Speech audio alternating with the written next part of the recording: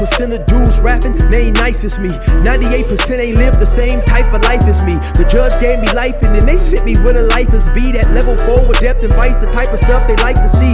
Two choices, fight or flee. I refuse to die a chump. I never been a mark, but damn, it's scary when that riot jump. I seen dudes cry, get pumped, and some sexually brutalized. Knew a dude who lost his life and he was only doing 5 year-long racial fights when homie all you do is ride. Lonely days and nights up in a hole causing suicide. From the moment you arrive, you see the Mexican mafia, AB skinheads with big giant swastikas, pro-black philosophers, the BGF, the Kumi, and Muslims who will murk you from the nation to the Sunni. That MS was loony, quick to ride up on they rival. Even Christians went to church, hide knives up in a Bible. Political and tribal, the Crips and Damus, the Long Beach, the Hubs and the Dubs and the Grooves, the IE, the Bakersfield, the Dago Pyrus, the Hustlers quick to roll, the gangsters don't move. Say what's cracking, YouTube? It's your boy 16 to life, and I'm back like I'm on a parole violation. Yard down! Now, for those of y'all that's new to my page, in 1994, I got arrested. I was eventually sentenced to 16 years plus life, and I served 24 years straight in the California prison system. Yeah, that's me gassing right there on that intro, man. And if you want to get that song, it is available on a 10-song EP.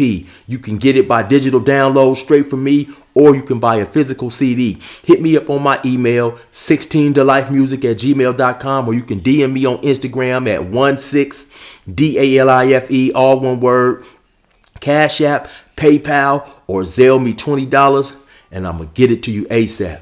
Now let's hop right up into today's video. So today I'm going to be talking about some of the more notorious or more famous recognizable bloods that I did time with, or I was at the same prison with, that you might recognize on these YouTube streets. Now, this first individual, right, I was in Ironwood with on a yard. So one day I'm at the house, I'm chilling, you know, it's like about, I believe 2019, and I'm watching the news and they're talking about an unfortunate situation that happened at a bowling alley in Torrance known as the Gable House. Torrance, for those who may not be familiar, is a city in the LA metropolitan area. And so they're talking about this unfortunate shooting in which 3 people lost their lives and 4 people was hit. So let me show you guys a video clip of what I saw in the news. That's right. Torrance Police Chief Eve Irvine is about to take the microphone here at Torrance Police. They are going to announce the arrest of a man by the name of Reginald Wallace, a 47-year-old out of Los Angeles. The arrest was made on Saturday. You can see the photo there that Torrance Police have released of this suspect. Again, this comes on the heels of a triple fatal shooting at the Gable House bowling alley. That was Friday night after a fight broke out here in Torrance. So as I was watching that, I'm looking at the face that they got up there and I'm like, man, I know that dude, man. I know that dude. You know, I'm looking at him. He's gained a little bit more weight than he had on him when I was with him in Ironwood on AR, which is a level 3 prison. And eventually it comes to me, man. Oh, man, that's a dude that went by the name of Sir Me. Now, Sir Me was from Bloodstone Villain, if my memory serves me correct. Actually, Sir Me and my homie Head, who I happen to do a story about. I can't remember the specific name of the video that I titled, but I think it was something along the lines of poker games lead to lefts and rights. So anyway, for a short period of time, my homie Head and Sir Me were cellies. Me and Head happened to be on different yards, and then our homie Smooth, rest in peace, had us pulled back to a yard. And when we came back to a yard, my homie Head and Sir Me happened to be in cellies. Now, Head, according to Head, man, he said, Head told me something along the lines of this right here. He said, man, and I can't remember the exact words that my homie used in describing what it was like being cellies with Sir Me, but he said something along the lines of, man, that dude is ultra respectful. You know, he says excuse me all the time. You know, he's so polite that it's almost, you know, sickening or something like that. But he wasn't talking about it in a bad way. He was just saying that Sir Me was extremely respectful. And, you know, a lot of times when you're doing prison time with individuals like that, those dudes who are extremely respectful, they're extremely respectful because they're letting you know, hey man, I'm gonna give you all the respect in the world, and I want that same respect that I'm giving to you. A lot of times when you do times with individuals like that, you definitely have to know how to read in between the lines. You'll have maybe some younger individuals think, okay, well, this dude is soft. He says, excuse me. He says, excuse me all the time. But no, those are the dudes who, giving you respect because they want to be respected. Now in my observation of Sir Me, and when I ran across Sir Me, I would like to say at that time he was probably in his early 30s, 32, 33, somewhere around there. He was a dude who, in my opinion, he was serious. He was a serious gang member. He was quiet, at least with individuals he didn't know well, or he didn't, he wasn't a loud dude talking a whole lot. He kicked it with the Bloods, and but for the most part, when you would see him, he would just, he's doing his own thing. And so, like I said, I'm watching the news. I happen to see his face pop up, and I recognize him. If my memory serves me correct, I think he had done somewhere around 17, 18 years, and he had got out around 2017. And then I believe somewhere around June in 2022, he was convicted and given life without parole for that shooting. And so definitely I want to say rest in peace to the individuals who lost their lives in that shooting. Now, the next dude I'm going to be talking about, I actually knew this dude. We spoke on several occasions, and also we used to rap a little bit together, man. I'm talking about none other than Little Hawk from Crenshaw Mafia. Now, for those of you guys who may not be familiar with Little Hawk, he is a well-known, well-respected blood. He's with the business. He's a solid individual, and he came to be known for the role he played and the music he made on a very popular album back in 1993 known as Bangin' on Wax. Now, for those of you guys not familiar with Bangin' on Wax, you had some Crips come together, you had some Bloods come together, and they made an album. And on those songs, they was gang banging, doing what Crips and Bloods do.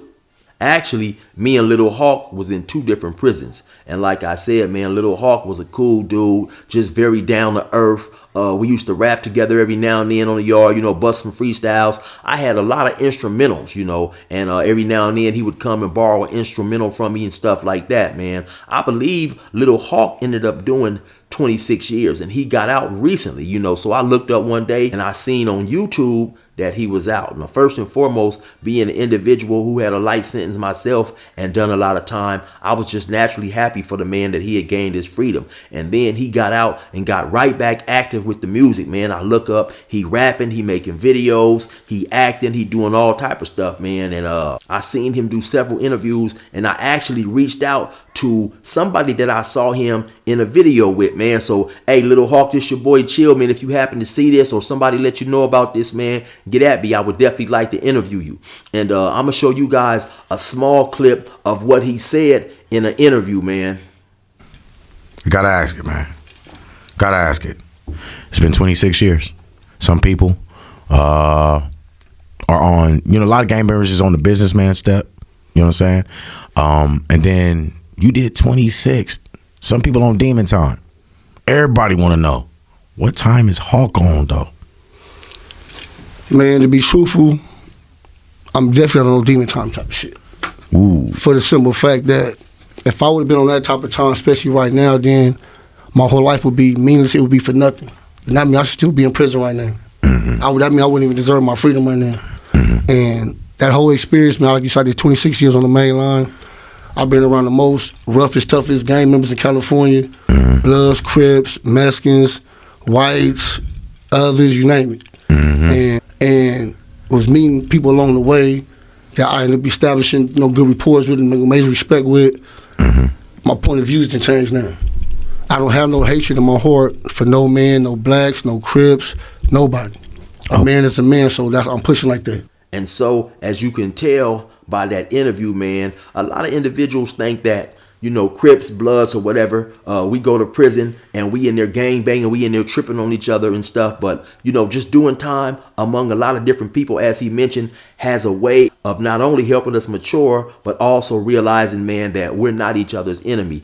And so me personally, I'm definitely proud of the way he matured and changed his mind state. So once again, shout out to Little Hawk for gaining his freedom, being free, and being on his grown man tip. Now, last but not least, surprisingly, is another well-known, very well-respected blood who goes by the name of Big Stretch, and he hails from the Nickerson Gardens, which is a very respected housing projects known to be the home of the famous bounty hunter Bloods. And Big Stretch also has a connection to the album Banging on Wax. His little brother actually raps on the album, and I believe that's him rapping on the song known as Pyru Love when he gives a shout out to all the different blood neighborhoods.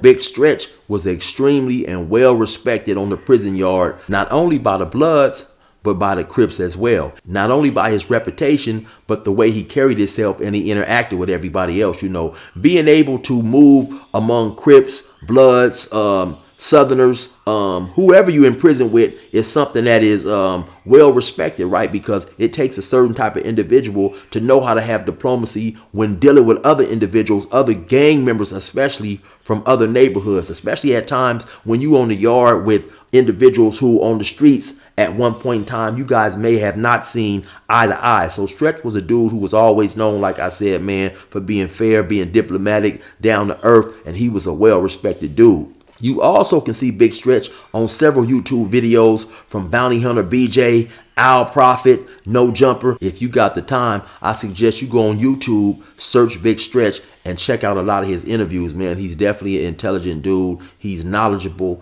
and he has an interesting story. Now, where I got the idea for this video is I was watching a YouTube video, and I believe the dude was from Texas, and he was talking about he either came to California or he was watching a video and he saw at the time Big U and Whack 100 out in the park talking, and he was amazed to see a Crip and a Blood talking because he thought Crips and Bloods in California hate each other. Well, in some situations they do, and in some situations they don't, especially in the California prison system, man. When you on a prison yard, in a prison building, you work at a prison job, you play basketball, you have to interact with other dudes, man. And eventually, sometimes after interacting with dudes long enough, even some dudes who you might not have felt you could be cool with on the streets, or you wasn't cool with on the streets due to gang affiliations, you come to realize, like, man, you know what? This dude is just like me, man. And just because his mother happened to buy a house in this neighborhood and my mother happened to buy a house in that neighborhood is the only sole and stupid reason we couldn't have got along on the streets. So anyway, I definitely want to send a shout out to all the Crips and Bloods out there, man. Shout out to Little Hawk, shout out to Big Stretch, and also shout out to my partner, man, from Bounty Hunter. I can't remember your name right now, but every time I go to the Ontario Mills Mall, you in there hustling, getting your bread. Also, definitely be sure to check out my song on all streaming sites. It's called Rather Be a Square by 16 to Life. That's 16DALIFE. With that being said, y'all know what it is. It's your boy 16 to Life. Resume normal program.